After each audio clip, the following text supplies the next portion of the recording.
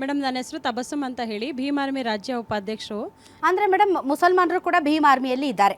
ನಮ್ಮ ಭೀಮ್ ಆರ್ಮಿನಲ್ಲಿ ಯಾವುದೇ ಜಾತಿ ಮತ ಪಂಥ ಭೇದ ಯಾವುದೂ ಇಲ್ಲ ಮೇಡಮ್. ಎಲ್ಲರಿಗೂ ಸಮಾನ ಹಕ್ಕಿದೆ, ಎಲ್ಲರಿಗೂ ಸಮಾನ ಪದಗಳ ಡಿವೈಡ್ ಆಗಿದೆ ಮೇಡಮ್. ಸೊ ನಾನು RSSನವರಿಂದ ಒಂದು ಪ್ರಶ್ನೆ ಕೇಳ್ತೀನಿ. ನಿಮ್ಮ ಪಥಸಂಚಲನದ ಉದ್ದೇಶವೇನು? ಇದು ಧಾರ್ಮಿಕ ಸಂಸ್ಕೃತಿ ಅಥವಾ ರಾಜಕೀಯ ಉದ್ದೇಶವಾಗಿದೆಯಾ? ಮತ್ತು ನಿಮ್ಮ RSSನಿಂದ ಇದುವರೆಗೂ ದೇಶಕ್ಕೆ ಕೊಡುಗೆ ಏನು ಕೊಟ್ಟಿದ್ದಾರೆ ಅನ್ನೋದನ್ನ ನನ್ನ ಪ್ರಶ್ನೆ ಮೇಡಮ್. ಎಸ್, ಯಾರು ಉತ್ತರಿಸ್ತೀರಿ? ರಾಷ್ಟ್ರೀಯ ಸ್ವಯಂ ಸೇವಕ ಸಂಘ ಪ್ರತಿ ವರ್ಷ ಮಾಡುವಂಥ ಒಂದು ಪಥಸಂಚಲನ ಇಡೀ ದೇಶದಲ್ಲಿ ನಡೆಯುತ್ತೆ. ಇದು ಒಂದು ಅವೇರ್ನೆಸ್ ಪ್ರೋಗ್ರಾಮ್. ಇಡೀ ದೇಶದಲ್ಲಿ ರಾಷ್ಟ್ರೀಯತೆ, ನಮ್ಮ ಧರ್ಮ, ನಮ್ಮ ಸಂಸ್ಕೃತಿಯ ಬಗ್ಗೆ ಒಂದು ಸಾರ್ವಜನಿಕವಾಗಿ ರಸ್ತೆಗಳಲ್ಲಿ ಪಥಸಂಚಲನ ಮಾಡೋದ್ರ ಮುಖೇನ ಒಂದು ಅವೇರ್ನೆಸ್ಸನ್ನು ತರುವಂಥ ಒಂದು ಕಾರ್ಯಕ್ರಮ ಇದು.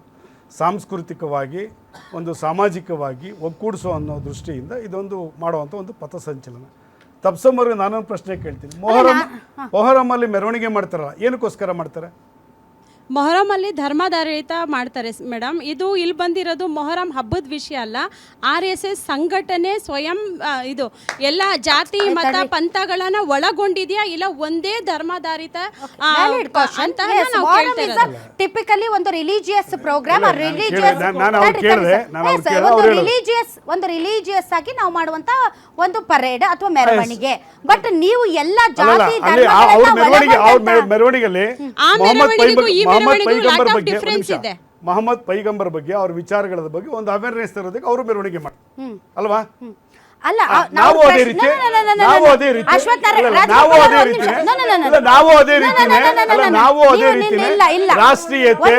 ರಾಷ್ಟ್ರೀಯತೆ ಧರ್ಮ ದೇಶಭಕ್ತಿ. ಅಶ್ವಥ್ ನಾರಾಯಣ ಅವರೇ, ಅವ್ರು ಕೇಳ್ತಿರೋ ಪ್ರಶ್ನೆ ಬೇರೆ. ಎಸ್, ಮೊಹರಂ ಅಲ್ಲಿ ಮೆರವಣಿಗೆ ಮಾಡ್ತೀವಿ. ಇಟ್ಸ್ ಅ ರಿಲಿಜಿಯಸ್ ಒಂದು ಮೆರವಣಿಗೆ. ಇದು ಧರ್ಮ, ನಮ್ಮ ಹಬ್ಬದ ದಿನದಲ್ಲಿ ನಾವು ಮಾಡುವಂಥದ್ದು, ಮುಸಲ್ಮಾನರು ಮಾಡುವಂಥದ್ದು. RSS ರಿಲಿಜಿಯಸ್ ಅಲ್ವಲ್ಲ, ಇಟ್ಸ್ ನಾಟ್ ಅ ರಿಲಿಜಿಯಸ್ ಸಂಘಟನೆ ಅಲ್ವಲ್ಲ. ಹಾಗಾದರೆ ಇದು ಎಲ್ಲ ಜಾತಿ ಧರ್ಮಗಳನ್ನು ಒಳಗೊಂಡಿರುವಂತಹ ಒಂದು ಸಂಘಟನೆ. ಆದ್ದರಿಂದ ಈ ಮೆರವಣಿಗೆ ಯಾಕೆ ಅಂತ ಅವ್ರು ತಿರ್ಗಾ 1925 ವಿಜಯದಶಮಿ ದಿನ ಸಂಘ ಪ್ರಾರಂಭ ಆಯಿತು. ಅದೇ ವಿಜಯದಶಮಿನಲ್ಲಿ ನಾವು ಪ್ರತಿ ವರ್ಷ ಪಥಸಂಚಲನ ಮಾಡ್ತೀವಿ.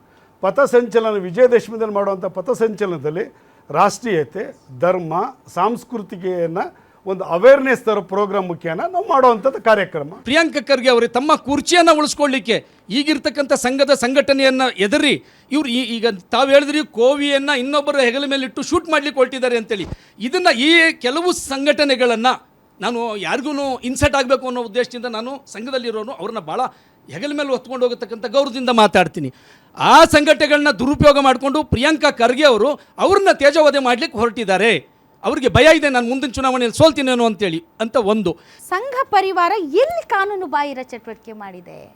ಎಲ್ಲಿ ಒಂದು ಹೇಳಿ, ಎಲ್ಲಿ ಕಾನೂನು ಬಾಹಿರ ಚಟುವಟಿಕೆಗಳು ನಡೆದಿದೆ? ಪ್ರಿಯಾಂಕ ಖರ್ಗೆ ಅವರು ಬರೆದಿರೋ ಪತ್ರದಲ್ಲಿ ಒಂದು ಪ್ಯಾರ ಏನಿದೆ ಅಂದರೆ, ಪೊಲೀಸ್ ಅನುಮತಿ ಪಡೆಯದೆ ದೊಣ್ಣೆಗಳನ್ನು ಹಿಡಿದು ಆಕ್ರಮಣಕಾರಿ ಪ್ರದರ್ಶನ ನಡೆಸುವ ಮೂಲಕ ಮುಗ್ಧ ಮಕ್ಕಳು ಮತ್ತು ಯುವಜನರ ಮೇಲೆ ದುಷ್ಪರಿಣಾಮ ಬೀರಲಾಗುತ್ತದೆ.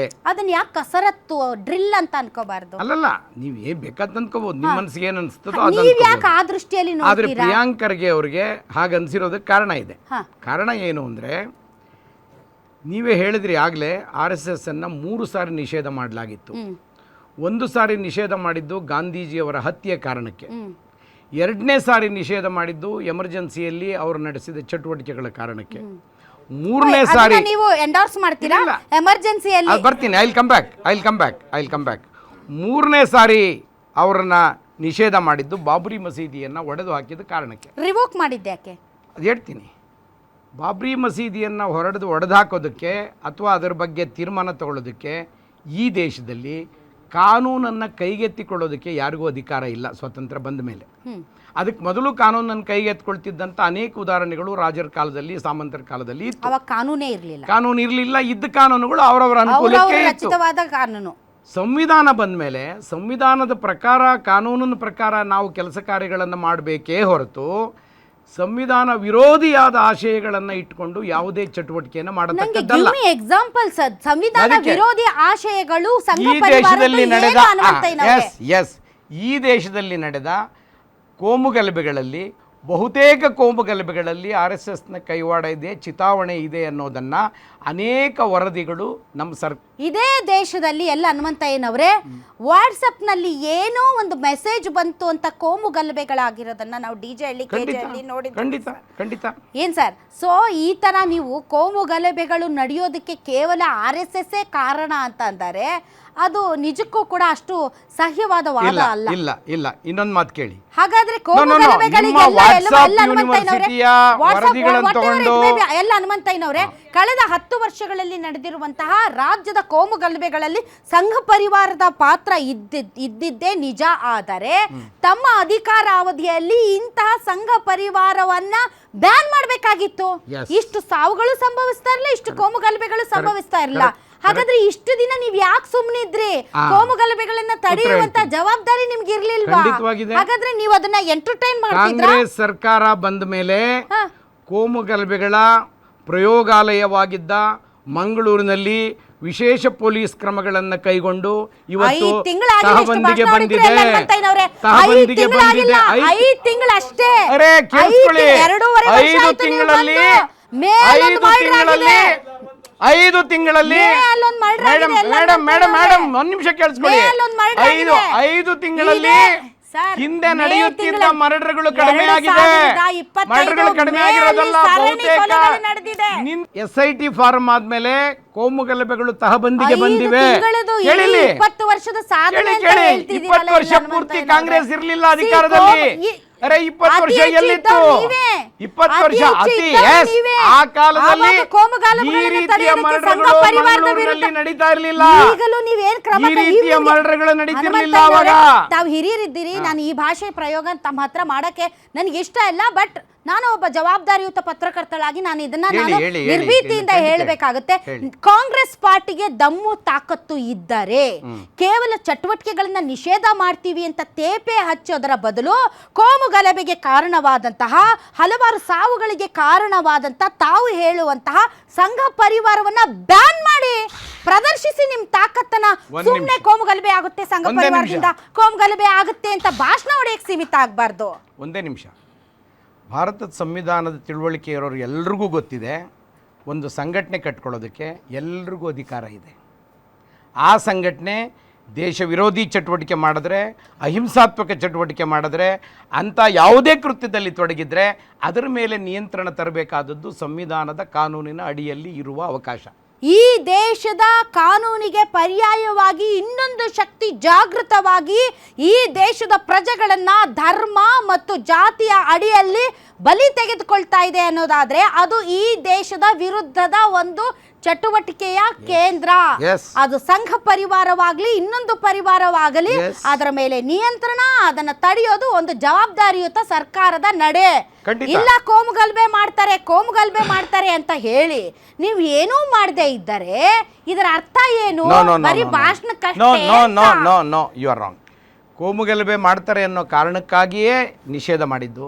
ಏನು ಅಂತ ಅನೇಕ ವರದಿ ಸಂಚಲನ ಮಾಡಬಾರ್ದು, ನೀವು ಪಥಸಂಚಲನಕ್ಕೆ ಸಂಬಂಧ ಇಲ್ಲ. ಕೇಳಿ, ಪಥಸಂಚಲನ ಸನ್ಮಾನ್ಯ ಪ್ರಿಯಾಂಕ್ ಖರ್ಗೆ ಅವರು ಈ ದೊಣ್ಣೆ ಹಿಡಿದು ಮಾಡ್ತಕ್ಕಂಥ ಪಥಸಂಚಲನ ಯುವಕರಲ್ಲಿ ದುಷ್ಪರಿಣಾಮ ಉಂಟು ಮಾಡ್ತದೆ ಅನ್ನೋ ಅಭಿಪ್ರಾಯವನ್ನು ವ್ಯಕ್ತ ಮಾಡಿದ್ದಾರೆ. ಆ ಅಭಿಪ್ರಾಯ ಹೌದೇ ಅಲ್ವೇ ಪರಿಶೀಲನೆ ಮಾಡಲಿಕ್ಕೆ ಸರ್ಕಾರದ ವಿವೇಚನೆಗೆ ಬಿಟ್ಟು ವಿಚಾರ. ಡಾಕ್ಟರ್ ಬಾಬಾ ಸಾಹೇಬ್ ಅಂಬೇಡ್ಕರ್ ಬರೆದಂಥ ಸಂವಿಧಾನವನ್ನು ಅವರು ಅಳವಡಿಸ್ಕೊಂಡಿದ್ದಾರಾ, ಇಲ್ಲಾಂದರೆ ಮನುಸ್ಮೃತಿಗೆ ಮಾತ್ರನೇ ಅವ್ರು ಸೀಮಿತವಾಗಿದ್ದಾರೆ? ಸಾಮಾನ್ಯ ಪ್ರಜೆ ಒಂದು ಕ್ವಶನ್ ಮೇಡಮ್ ಇದು. ಎಸ್ ಭಾಸ್ಕರ್ ಅವರು, ಮನುಸ್ಮೃತಿ ಏನು ಅನ್ನೋದನ್ನ ಅವ್ರು ಫಸ್ಟ್ ನನಗೆ ವಿವರವಾಗಿ ಹೇಳಿ 2 ಸೆಂಟೆನ್ಸಲ್ಲಿ ನಾನು ಹೇಳ್ತೀನಿ. ಅವ್ರ ಪ್ರಶ್ನೆ ಒಂದು ನಿಮಿಷ ಗೊತ್ತಿಲ್ಲ, ನಾವು ಕ್ವಶನ್ ಕೇಳ್ತಾ ಇದೀವಿ, ನೀವು ಅದಕ್ಕೆ ಉತ್ತರ ಕೊಡಬೇಕಾಗಿರೋ ಅಂತ ಹೇಳಿದ್ರಲ್ಲ. ಮನುಸ್ಮೃತಿ ಅಂದ್ರೆ ಏನು ಅನ್ನೋದನ್ನ ದಯವಿಟ್ಟು ಹೇಳಿ. ನೀವು ವಿಷ ಬೀಜ ಬಿತ್ತು ಅಂತ ಕೆಲಸವನ್ನ ಮಾಡಂತದ್ದು ನೀವು. RSS ಬಿಜೆಪಿ ಏನು ಗೊತ್ತಾ, ಒಂದೇ ತಾಯಿ ಮಕ್ಕಳಿದ್ದಂಗೆ ಜೀವನ ಮಾಡ್ತಾ ಇದ್ದೀರಾ. ಬದುಕ್ತಲ್ಲ ನಾವು. ಒಂದು ನಿಮಿಷ, ನಾನು ಇಲ್ಲೇ ಇದ್ದೀನಿ, ನಿಧಾನಕ್ಕೆ ಮಾತಾಡಪ್ಪ. ನಾನು ಪಕ್ಕದ ಬಿಲ್ಡಿಂಗ್ ಅಲ್ಲಿ ಇಲ್ಲ, ಇಲ್ಲೇ ಇದ್ದೀನಿ. ರಾಷ್ಟ್ರ ಸ್ವಯಂ ಮನುಸ್ಮೃತಿ ಅಂದ್ರೆ ಏನು ಅನ್ನೋದನ್ನ ದಯವಿಟ್ಟು ಹೇಳಿ, ಇಲ್ಲ ಅಂದ್ರೆ ನಿಮ್ ಪ್ರಶ್ನೆ ನಾನು ಉತ್ತರ ಕೊಡಲ್ಲ. ಮನುಸ್ಮೃತಿ ಅಂತ ಹೇಳಿದ ಮೇಲೆ ಅದ್ರ ಬಗ್ಗೆ ಅವ್ರು ವಿವರಣೆ ಕೊಡಬೇಕು. ಹೇಳಿ. ನೋಡಿ ಮೇಡಮ್, ಸರ್ವಧರ್ಮಗಳನ್ನ ಗೌರವ ಕೊಡಬೇಕು. ಅವರು ಸರ್ವಧರ್ಮಗಳ ಬಗ್ಗೆ ಗೌರವ ಕೊಡಲ್ಲ. ಮನುಸ್ಮೃತಿ ಬಂದಾಗ that is very valid point. ಅವ್ರು ಹೇಳ್ತಾ ಇದ್ದಾರೆ ಸಂವಿಧಾನದ ಅಡಿಯಲ್ಲಿ ಸರ್ವಧರ್ಮಗಳಿಗೂ ಕೂಡ ಗೌರವ ಕೊಡಬೇಕು. ಅದನ್ನ ನೀವು ಅಳವಡಿಸ್ಕೊಂಡಿದ್ದೀರಾ? ಅಳವಡಿಸ್ಕೊಂಡಿಲ್ಲ ಅಂತ ಅವ್ರು ನನಗೆ ಒಂದು ಎಕ್ಸಾಂಪಲ್ ನೀವು ಕೊಡಿ. ಇಲ್ಲ ಹೌದು ಹೇಳಿ, ನೀವು ಅವ್ರಿಗೆ ಆಯ್ತು ತಿರ್ಗಾ ಸರ್, RSS ಅಲ್ಲಿ ಒಂದ್ ನಿಮಿಷ, ಒಂದು ನಿಮಿಷ, RSS ನಲ್ಲೂ ಸಹ ಒಂದ್ ನಿಮಿಷ RSS ನಲ್ಲೂ ಸಹ ರಾಷ್ಟ್ರೀಯ ಮುಸ್ಲಿಂ ಮಂಚ್ ಇದೆ. 2008ರಲ್ಲಿ KS ಸುದರ್ಶನ್ ಅವರು ಸರ್ಸಂಘಚಾಲಕರಾಗಿದ್ದಾಗ ಗೋಧ್ರಾ ಹತ್ಯಾಕಾಂಡ ಆಯ್ತಾ? ಆದಮೇಲೆ ಏನೇ ಇರ್ಲಿ ಕಾರಣ, ಈಗ ಅಲ್ಲಿ ಮುಸ್ಲಿಂ ಮಂಚ್ 8ರಿಂದ 10 ಲಕ್ಷ ಜನ ಮುಸ್ಲಿಂ ವಾಲಂಟಿಯರ್ಸ್ ಇಡೀ ದೇಶದಲ್ಲಿ RSS ಪರವಾಗಿ ಕೆಲಸ ಮಾಡ್ತಾ ಇದ್ದಾರೆ. ಗೋಧ್ರಾ ಹತ್ಯಾಕಾಂಡ ಆದ ಮೇಲೆ ಇದು ಮುಸ್ಲಿಂ ವಿರೋಧಿ ಸಂಘಟನೆ ಏನೋ ಅನ್ನುವಂತಹ ಭಾವನೆ ನಿರ್ಮಾಣ ಆದಾಗ ಡೆಫಿನೆಟ್ಲಿ ಆಗ ಮುಸ್ಲಿಂ ಮಂಚ್ ಬಂತು. ನಂದೊಂದು ಪ್ರಶ್ನೆಗೆ ಉತ್ತರ ಹೇಳಬೇಕು. ಏನು ಅಂದ್ರೆ ಹಿಂದೂ ರಾಷ್ಟ್ರ ಕಟ್ಟೋದು ನಮ್ಮ ಉದ್ದೇಶ ಅಲ್ಲ ಅಂತ ಡಿಕ್ಲೇರ್ ಮಾಡಿದ್ರೆ RSS ನಾನೇ ಜಾಯ್ನ್ ಆಗ್ತೀನಿ. ಒಂದು ನಿಮಿಷ ಇದಕ್ಕೆ ಉತ್ತರ ಕೊಡ್ತೇನೆ. ಸ್ವಾತಂತ್ರ್ಯ ಪೂರ್ವದಲ್ಲಿ ಅನ್ಡಿವೈಡೆಡ್ ಇಂಡಿಯಾ ಇತ್ತಲ್ಲ, ಸ್ವಾತಂತ್ರ್ಯ ಸಿಕ್ಕಿದ ಮೇಲೆ 3 ಹೋಳ ಆಯ್ತಲ್ಲ, ಈಸ್ಟ್ ಪಾಕಿಸ್ತಾನ್, ವೆಸ್ಟ್ ಪಾಕಿಸ್ತಾನ್ ಮತ್ತು ಇಂಡಿಯಾ. ಈಸ್ಟ್ ಪಾಕಿಸ್ತಾನ ಮತ್ತು ಈಗಿನ Bangladesh Islamic republic of Pakistan, Islamic republic of Bangladesh ಅಂತ ಆದಮೇಲೆ ಸನಾತನ್ ರಿಪಬ್ಲಿಕ್ ಆಫ್ ಇಂಡಿಯಾ ಯಾಕಾಗಬಾರ್ದು? Why not? ಧರ್ಮದ ಆಧಾರದ ಮೇಲೆ ತಾನೇ ನೀವು ಡಿವೈಡ್ ಮಾಡಿದ್ದು. ಈ ದೇಶದಲ್ಲಿ ಧರ್ಮದ ಆಧಾರದ ಮೇಲೆ ತಾನೇ ನೀವು ಡಿವೈಡ್ ಮಾಡಿದ್ದು. ಒಂದ್ ಸೆಕೆಂಡ್ ಇದು ಹಿಂದೂ ಸ್ಟೇಟ್ ಆದ್ರೆ ಇವ್ರಿಗೆ ಯಾಕೆ ಬೇಜಾರಾಗಬೇಕು? ಬೇಜಾರಲ್ಲ, ಅವ್ರು ಕೇಳ್ತಿರೋ ಪ್ರಶ್ನೆ ವೆರಿ ಸಿಂಪಲ್. ಹೇಳಿ. ನಿಮ್ಮ ಮೂಲ ತತ್ವ ಹಿಂದೂ ರಾಷ್ಟ್ರ ಆಗಬೇಕು. ಹಿಂದೂ ರಾಷ್ಟ್ರ ಅನ್ನೋದನ್ನ ಒಂದ್ ನಿಮಿಷ ಅದಕ್ಕೂ ಉತ್ತರ ಕೊಡ್ತೇನೆ. ಸಂಘದ ಅನೇಕ ಜನ ನಾನು ಉತ್ತರ ಕೊಡ್ತಾ ಇದ್ದೀನಿ. ನಾನು ಉತ್ತರ ಕೊಡ್ತಾ ಇದ್ದೀನಿ. ಆನ್ಸರ್ ಕ್ಲಿಯರ್ ಆಗಿರ್ಬೇಕು. ಎಸ್, ಹೌದು, ನಮ್ದು ಹಿಂದೂ ರಾಷ್ಟ್ರ ನಿರ್ಮಾಣವೇ ನಮ್ಮ ಮೂಲ ತತ್ವ. ಮೊದಲನೇದಾಗಿ ಒಂದ್ ನಿಮಿಷ ಇರಮ್ಮ, ಒಂದ್ ನಿಮಿಷ. ಹಿಂದೂ ರಾಷ್ಟ್ರ ಅಂದ್ರೆ ಇಲ್ಲಿರೋ ಮುಸಲ್ಮಾನರನ್ನ, ಕ್ರಿಶ್ಚಿಯನ್ಗಳನ್ನ, ಯಹೂದಿಗಳನ್ನ ಓಡಿಸೋದಲ್ಲ. ಶ್ರೀರಾಮಚಂದ್ರರು ಬದುಕಿದ್ದಾಗ ಅವತ್ತಿನ ಧಾರ್ಮಿಕವಾಗಿ ಅವ್ರು ಏನು ರಾಜ್ಯಭಾರ ನಡೆಸಿದ್ರು ಆ ರಾಜ್ಯಭಾರವನ್ನ ಮರುಕಳಿಸಿ ತರೋದೇ ಹಿಂದೂ ರಾಷ್ಟ್ರ. ಇದನ್ನ ಅವ್ರು ಅರ್ಥ ಮಾಡ್ಕೋಬೇಕು. ಅದನ್ನ ಅವ್ರು ಅರ್ಥ ಮಾಡ್ಕೋಬೇಕು. ನ್ಯಾಯಸಮ್ಮತವಾಗಿ ಶ್ರೀರಾಮಚಂದ್ರ ಸೀತೆಯನ್ನ ಕಾಡಿಗಟ್ಟಿದ ಹಂಗೆ ಹೆಣ್ಮಕ್ಳನ್ನೆಲ್ಲ ಹನುಮಾನ್ ಮೇಲೆ ಏನೇ ಕಟ್ಟಿದ್ರು ಅನ್ನೋದನ್ನ ಹೇಳಿ. ರಾಜಧರ್ಮವನ್ನ ಪಾಲಿಸೋದಕ್ಕೆ ಅದು ಗೊತ್ತಿಲ್ಲ ನಿಮಗೆ. ಈಗ ನಡೆಯಲ್ಲ. ಗಂಡು ಮಕ್ಕಳು ರಾಜಧರ್ಮವನ್ನ ಶ್ರೀರಾಮಚಂದ್ರರು ಪಾಲಿಸಿದ್ರು ಅಂತ ಹೇಳಕ್ಕೂ ನಿಮ್ಗೆ ಬರಲ್ಲ. ಮಕ್ಕಳಿಗೂ ಸಮಾನವಾದ ಹಕ್ಕು ಅವಕಾಶ ಇದೆ. ರಾಮನ ಕಾಲದಲ್ಲಿ ರಾಮ ಯಾವ ಕಾರಣಕ್ಕೆ ಹೆಂಡತಿಯನ್ನ ಕಾಡಿಗಟ್ಟಿದ ನನ್ನ ಸ್ಟ್ರಾಂಗ್ ಆಪೋಸಿಷನ್ ಇದೆ. ಆಯ್ತಲ್ಲ, ಶ್ರೀರಾಮಚಂದ್ರ ಮನುಸ್ಮೃತಿ ಅಂದಿದ್ದವರು ಹೇಳ್ತೀನಿ. ಆಯ್ತು, ಒಂದ್ ನಿಮಿಷ ಸಮಾನ ಅವಕಾಶವನ್ನ ಕೊಡದಿರೋದೇ ಮನುಸ್ಮೃತಿ. ನೀವು ಹೇಳಕ್ಕೆ ಬಿಡ್ತಾ ಇಲ್ವಲ್ಲ ಮೇಡಮ್ ಅವರೇ, ನೀವು ಹೇಳಕ್ಕೆ ಬಿಡ್ತಾ ಇಲ್ಲ. ಸಂವಿಧಾನ ಅಂದ್ರೆ ಎಲ್ಲ ಪ್ರಾಣಿಗಳಿಗೂ ಎಲ್ಲ ಮನುಷ್ಯರಿಗೂ ಸಮಾನ ಅವಕಾಶ ಇರುವ ಒಂದು ಗ್ರಂಥ, ನಮ್ಮ ಪಾಲನೆ. ಕೇಳಿ ಆಯ್ತು, ಮನುಸ್ಮೃತಿ ಈಗ ಹೇಳ್ತಿದ್ರಲ್ಲ, ರಾಮನ ರಾಜ್ಯವನ್ನ ತರ್ತೀವಿ ಅಂತ ಹೇಳಿ ಮನುಸ್ಮೃತಿ ಅಂತ ತರ್ತೀವಿ ಅಂತ, ಇಷ್ಟೇ ವ್ಯತ್ಯಾಸ. ರಾಮನ ಕಾಲದ ಆಳ್ವಿಕೆಯನ್ನ ವಾಪಸ್ ಮರಳಿ ತರುವುದಾ? ಮೇಡಮ್, ಒಂದು ಸಹಜವಾಗಿ ಮಾತಾಡುವಾಗ ರಾಮರಾಜ್ಯ ಅಂತ ನಾವು ಮಾತಾಡ್ತೀವಿ. ರಾಮರಾಜ್ಯ ಅಂತ ಗಾಂಧೀಜಿಯವರೇ ಒಪ್ಪಿದಾರ ಅದನ್ನ. ಇದನ್ನ ನಾವಲ್ಲ, ಇದು ಅವತ್ತಿನಿಂದನೂ ನನಗೆ ಭಾವಾರ್ಥ ಬೇಕು ಸರ್, ನಂಗೆ ಶಬ್ದಾರ್ಥ ಬೇಡ. ನನಗೆ ಭಾವಾರ್ಥ, ರಾಮರಾಜ್ಯ ಅಂದ್ರೆ ರಾಮನ ಆಳ್ವಿಕೆಯಲ್ಲಿ ನಡೆದದ್ದನ್ನೇ ನಡಿಬೇಕಾ ಅಥವಾ ಪ್ರಜಾಪ್ರಭುತ್ವ ವ್ಯವಸ್ಥೆಯಲ್ಲಿ ಸಂವಿಧಾನದ ಅಡಿ ಈ ದೇಶ ನಡಿಬೇಕಾ? ಇವತ್ತು ನಾವು ಹಾಗಾದ್ರೆ ಪ್ರಜಾಪ್ರಭುತ್ವದ ಅಡಿ ಸಂವಿಧಾನದ ಅಡಿಯಲ್ಲಿ ಕಾರ್ಯನಿರ್ವಹಿಸಬೇಕು ಅಂದ್ರೆ ಇದು ಕಾನೂನು ಚೌಕಟ್ಟಿಗೆ ಒಳಪಟ್ಟಂತಹ ಒಂದು ಭಾವನೆ. ಡಾಕ್ಟರ್ ಬಾಬಾ ಸಾಹೇಬ್ ಅಂಬೇಡ್ಕರ್ ಬರೆದಿರ್ತಕ್ಕಂಥ ಸಂವಿಧಾನದ ಅಡಿಯಲ್ಲಿ ಇವತ್ತು ನಮ್ಮ ಪ್ರಜಾಪ್ರಭುತ್ವ ವ್ಯವಸ್ಥೆ ನಡ್ಕೊಂಡು ಬರ್ತಾ ಇರ್ತಕ್ಕಂಥದ್ದು. ಪ್ರಜಾಪ್ರಭುತ್ವ ವ್ಯವಸ್ಥೆ ಸಂಘ ಪರಿವಾರ ಅದಕ್ಕೆ ಹೊರತಾಗಿಲ್ಲ. ಇದರಲ್ಲಿ ಧಾರ್ಮಿಕವಾಗಿ, ಸಾಂಸ್ಕೃತಿಕವಾಗಿ, ಶೈಕ್ಷಣಿಕವಾಗಿ ಕೆಲವು ವಿಷಯಗಳು ಪ್ರತಿಯೊಂದನ್ನು ಪ್ರಜಾಪ್ರಭುತ್ವ ವ್ಯವಸ್ಥೆಯಲ್ಲಿ ನಡಿಬೇಕೇ ಹೊರತು ಬೇರೆ ಯಾವುದಿಲ್ಲ. ಇಲ್ಲಿ ಧರ್ಮದ ಆಧಾರದ ಮೇಲೆ ನಮ್ಮ ಸಂವಿಧಾನ ನಡಿಬೇಕು ಅಂತ ಯಾರ ಆಶಯನೂ ಇಲ್ಲ. ಇಲ್ಲಿ ಧರ್ಮದ ಆಧಾರದ ಕೇಳಿ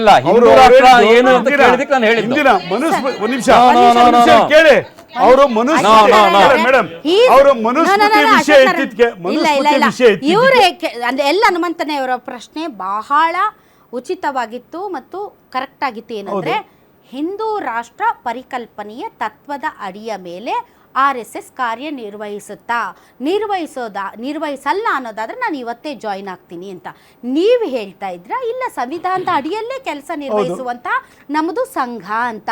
ಇಲ್ಲಿ ಹಿಂದೂ ರಾಷ್ಟ್ರ ಅನ್ನೋದೊಂದು ಭಾವನೆ ಆದ್ರೆ ಓಕೆ, ಆದರೆ ಭಾವನೆ ಮತ್ತು ಕಲ್ಪನೆ, ಭಾವನೆ ಮತ್ತು ಕಲ್ಪನೆ, ಹಿಂದೂ ರಾಷ್ಟ್ರವನ್ನೇ ಮಾಡಿಬಿಡ್ತೀನಿ, ಎಲ್ಲ ಜಾತಿ ಸಮುದಾಯಗಳನ್ನು ನಾನು ಹಿಂದೂವಾಗಿ ಪರಿವರ್ತನೆ ಮಾಡ್ತೀನಿ ಅಂದ್ರೆ ಆ ಥರ ಯಾರು ಅದು ಸಂವಿಧಾನ ಹೇಳಿಲ್ಲ. ವಿರೋಧಿ ಆಗುತ್ತೆ.